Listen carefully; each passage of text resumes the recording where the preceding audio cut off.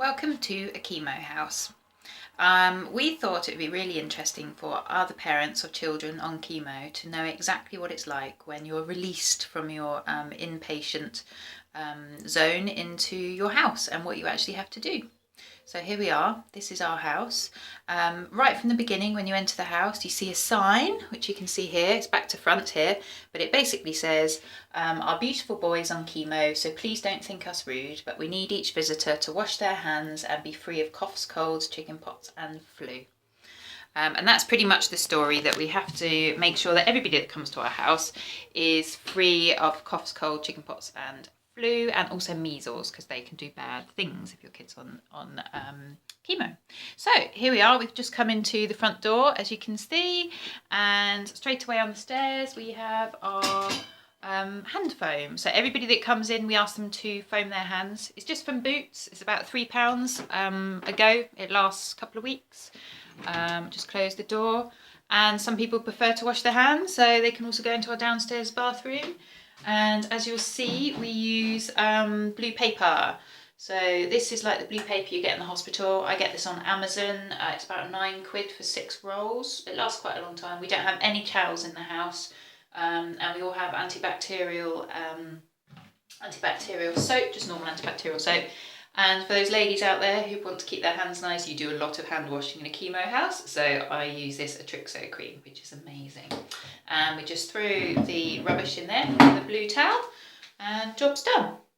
Okay, and here are the infamous Clinell wipes. We use these all the time. Again, Amazon. They're the best ones. They're the ones that they use at hospital. We use those to do regular wipe downs. So we wipe down all the handles, all the things like doorknobs, or light switches, anything like that. So here's our house. So you walk in here, just any normal house. Look, mess on the floor. I've got a 3.5-year-old, which is Sebi, the one on chemo, and a 1.5-year-old. So I'm like every other parent, that it's just the usual mess. We're potty training Seb, so we've got a potty in the lounge. So all of that can go ahead, it's fine. And here we go, here's our lounge. So nothing particularly special about in here, I don't think. It's not really very chemo-esque in here.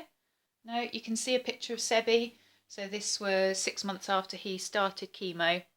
So the big one here. He'd lost quite a lot of hair, but he never lost all of it, which was good. Okay, and we go through to here. Now the main happening area for chemo house is the kitchen. So here's our fridge, and in our fridge we have a bottle of cooled boiled water. So every morning, and we've got 2 of these bottles, and every morning we fill it up, every evening we fill it up with boiling water, leave it to cool down, put it in the fridge, and that does us for the next day. And we use that for washing vegetables, fruit, for drinking. So basically, Seb never has any water from the tap because of the risk of cryptosporidium. And that's something they advise you in your blue book. That's the book, the chemo book that I'll show you in a minute, that we get from the hospital. He also has his own jam. So if you look, no, that's not jams, that's raspberries. Here's jam. So again, for Seb, we have individual jams, but we don't just do single use. We just cover it up, put it in there. That was used this morning, we'll finish it this afternoon, and he has loads of bottles of water. Sebi's condition is called LCH, and LCH is a cancer-like condition that needs chemo, but it also has destroyed his pituitary gland. So he can't control his wheeze, so he just wheezes excessively, and he has to be on something called desmopressin. Right, this is Sebi's patient-held oncology records. So this is our Bible, and we always keep this in the kitchen so anybody who's around knows where we are. Here's all the emergency numbers. I remember when they first took us through this, and I was just overwhelmed with information, but actually it's fine, there's nothing much to it. The only thing you need to keep up to date as a parent is this. So every week, for Sebi at least, he has his bloods taken by a nurse who comes along, and we just get the results by text. She texts them, and we have to write down every time she texts them his haemoglobin levels, his white blood cell levels, his neutrophils, and his platelets. His neutrophils, if they fall below 1.0, then that means he's neutropenic, which means he's really, really immune suppressed, and then we have to be really, really careful with things. But yeah, there's nothing much else in there, so there's lots of information, but nothing else you have to do. This is Sebby's chemo box. There we go. So I'll put that back there. Oh, and this, the Calpol and Calprofen is for the other one who's teething. So you still have all the same usual stuff as well. Right, this is our amazing thermometer, which we got from Boots, and I really recommend it. You don't have to touch the child. You can just, can you see that? You can just hold it about an inch up here from somebody, and it gives a temperature. So that's really good for in the night, just to keep an eye on his temperature. We don't do his temperature every night, just if we think he's a bit off.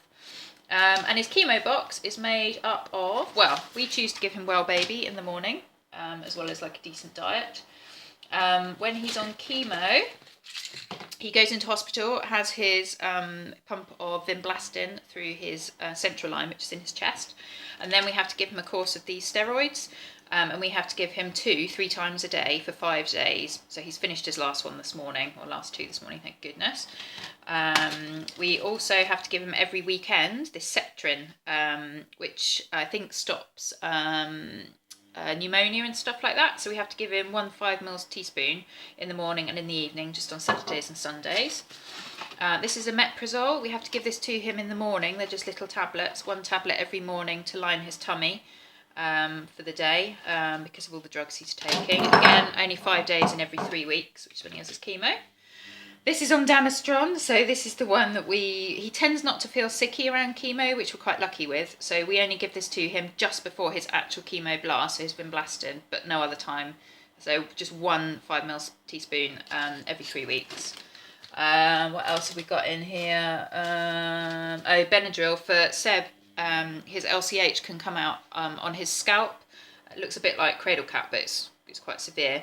So this is just an antihistamine, which we have to give him at night. And then these are the desmopressin tablets. So desmopressin, bedwetters use it as well. He's going to have to take this for the rest of his life, and this stops him weeing excessively. So it controls, it's basically a hormone replacement, and it replaces the hormone that he's lost, which is vasopressin. Well, he can't produce it anymore because the growth of the LCH cells basically destroyed his pituitary gland. And that's all we have to do, really. We have to do a bit of tablet cutting occasionally. And this, I'll put those back later. If you look up here, this is so this is a bit horrendous looking. This is our medicine cabinet with all the extras.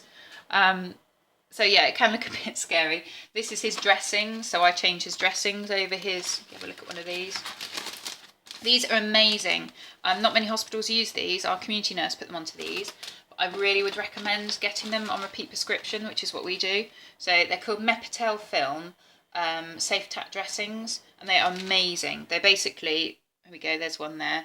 It goes on his Mr. Wiggly, which is what they call on children's chemo wards, or in Southampton anyway, this is what they call his central line exit, and you just put this over the top to keep it clean, and it just comes off really easily. There's no pain or anything, unlike the horrible ones they use in many hospitals.